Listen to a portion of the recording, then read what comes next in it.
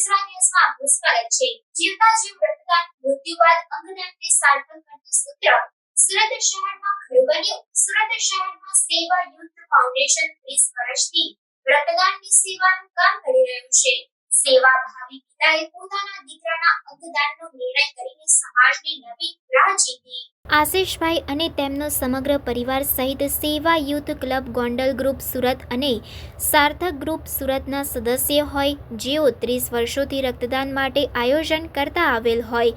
સેવા youth club Gondal ગ્રુપે હમણાં જ 30મો રક્તદાન કેમ્પ યોજ્યો હતો, જેમાં 725 રક્ત યુનિટ એકત્રિત કર્યું હતું। આશિષભાઈ સેવા યુથ ક્લબ ગોંડલ ગ્રુપ અને સાર્થક ગ્રુપ ગોંડલના સભ્ય હતા, જે સેવાભાવી સંસ્થા છે, જે સંસ્થાના પ્રમુખ ટી.કે. પટેલ અને કે.ડી. પટેલ છે। 42 સદસ્યોથી આ ગ્રુપ ચાલે છે। આ ગ્રુપ આર્થિક રીતે જરૂરિયાતમંદ લોકોને મદદ પૂરી પાડે છે। આ ગ્રુપના સદસ્યોને આર્થિક ભારણ ન આવે માટે પોતાના પાસે થયેલ બચતને એની પાછળ વાપરે છે। આશિષભાઈ 2 દિવસ પહેલાં મિત્ર સાથે વાતો કરતા હતા। એ દરમિયાન તેમની જીભ લથડતા મિત્રો દ્વારા તેમને સુરતની વિનસ હોસ્પિટલ સારવાર હેઠળ ખસેડવામાં આવ્યા હતા, જ્યાં તેમના રિપોર્ટની તપાસ કરતા બ્રેનનો પ્રોબ્લેમ જણાતા તેઓની સર્જરી કરવામાં આવી હતી। દર્દીની ઘણી સારવાર બાદ ડૉક્ટર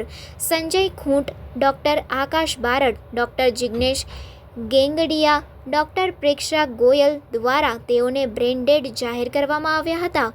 પોતાનું સ્વજન બ્રેન ડેડના સમાચાર મળતા જીવનદીપ ઓર્ગન ડોનેશન ફાઉન્ડેશન ટ્રસ્ટના પી.એમ. ગોંડલિયા, વિપુલ તળાવિયા અને ડૉક્ટર નિલેશ કાછડિયાનો સંપર્ક કરવામાં આવ્યો હતો। પોતાના પરિવારના તમામ સદસ્યોને અંગદાનનું મહત્ત્વ સમજાવવામાં આવ્યું હતું અને પ્રક્રિયા સમજાવી માહિતી આપવામાં આવી હતી। આ પરિવારના મોભી અને દર્દીના પિતા વિનુભાઈ અને નાના ભાઈએ અંગદાન માટે સંકલ્પ કર્યો। પિતા વિનુભાઈ, પત્ની સેજલબેન, આનંદભાઈ, સેવા યુથ ગ્રુપ સદસ્ય ટી.કે. પટેલ, ડી.કે. પટેલ, ભાવેશભાઈ ભુવા, મનીષભાઈ રૈયાણી, રાકેશભાઈ રૂપારેલિયા દ્વારા સંમતિ મળતા આ અંગદાન માટેની પ્રક્રિયા સોટોમાં રજિસ્ટ્રેશન સાથે શરૂ કરવામાં આવી હતી। પરિવારજનોની સંમતિ મળતા state organ and tissue transplant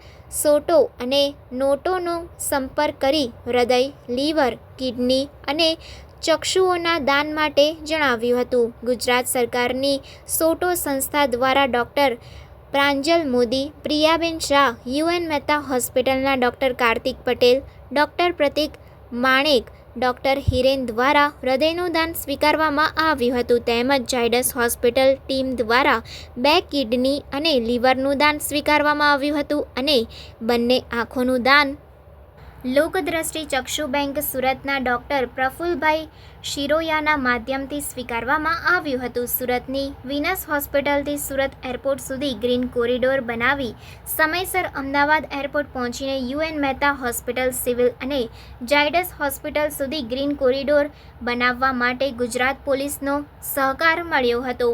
અંગદાન કરવાની સમગ્ર પ્રક્રિયામાં વિનસ હોસ્પિટલના admin doctor Ankit Desai, doctor Viren Patel, Shailesh Thigde, Jeevandeep organ donation foundation ટ્રસ્ટના founder P M. Gondaliya, doctor Nilesh Kachhadiya, Vipul Talaviya, Parth Gadhiya, નીતિનભાઈ ધામેલિયા, સાગર કોરાટ, ચિરાગ કુકડિયા, ભાવેશ દેસાઈ, નિકુંજ મુલાણી, અલ્પેશ દુધાત, હર્ષ પાઠક, મિલન રાખોલિયા, મિલન તળાવિયા અને સમગ્ર વિનસ હોસ્પિટલ સ્ટાફ, પરિવાર તેમજ જીવનદીપ ઓર્ગન ડોનેશન ફાઉન્ડેશનના ટ્રસ્ટના સંકલનથી આ સફળ ઓર્ગન ડોનેશન સુરત ખાતેથી કરવામાં આવ્યું હતું।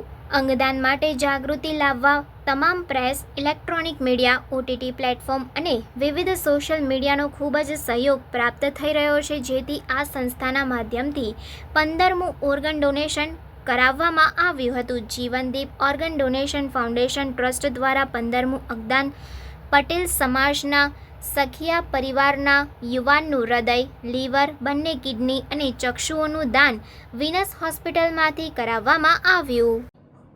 ગતરોજ વિનસ હોસ્પિટલ ખાતેથી અમને ફોન આવ્યો હતો ડૉક્ટર સંજયભાઈ ખૂંટનો કે અહીંયા એક પેશન્ટ બ્રેન ડેડ છે, તો આપ આવો અને પરિવારને મળો. આ દર્દીના અંગો થકી અન્ય 6 લોકોને નવજીવન મળ્યું છે. એક લીવર, 2 કિડની, 1 હૃદય અને 2 ચક્ષુઓનું દાન મળ્યું છે. હૃદય UN મહેતા અમદાવાદ ખાતે મોકલવામાં આવ્યું છે. ઝાયડસ હોસ્પિટલ ખાતે લીવર અને કિડનીઓનું દાન સ્વીકારવામાં આવ્યું હતું. તેમજ લોકદ્રષ્ટિ ચક્ષુ બેંક તરફથી 2 ચક્ષુઓનું દાન સ્વીકારવામાં આવ્યું હતું. Vipul Talaviya Jeevandeep organ donation foundation trust Surat પાછલા 30 વર્ષથી સેવા યુથ ક્લબ ગોંડલ સુરત દ્વારા અનેક સેવાકીય પ્રવૃત્તિ કરવામાં આવે છે. એ પૈકીની રક્તદાનની જે સેવા છે, રક્તદાનના જે કેમ્પો કરવા છે, એમાં એ અગ્રેસર છે. છેલ્લા 30 વર્ષથી તેઓ નિયમિતપણે રક્તદાન કેમ્પોનું આયોજન કરતા આવ્યા છે. તેઓએ હમણાં જ 725 રક્ત યુનિટ એકત્રિત કર્યું અને સમાજને આપ્યું છે. ત્યારે એ જ ગ્રુપના સભ્ય વિનુભાઈ સખિયા, જેમના દીકરાનું બ્રેન ડેડ થતાં તેઓએ અંગદાન કરવાનો નિર્ણય કર્યો હતો.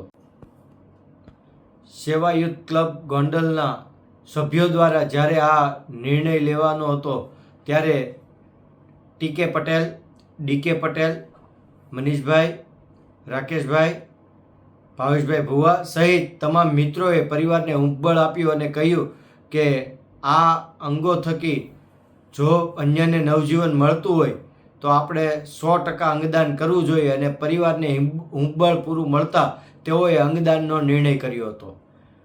આ સેવા યુથ ક્લબ ફાઉન્ડેશન જે છે તે છેલ્લા 30 વર્ષોથી રક્તદાન કેમ્પ યોજી રહ્યું છે.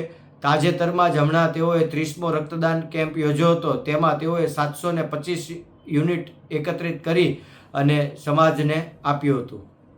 સમાચારોની ઝડપી અપડેટ માટે હમણાં જ સત્ય સ્વરાજ ન્યૂઝ ચેનલને લાઇક, શેર અને સબસ્ક્રાઇબ કરો.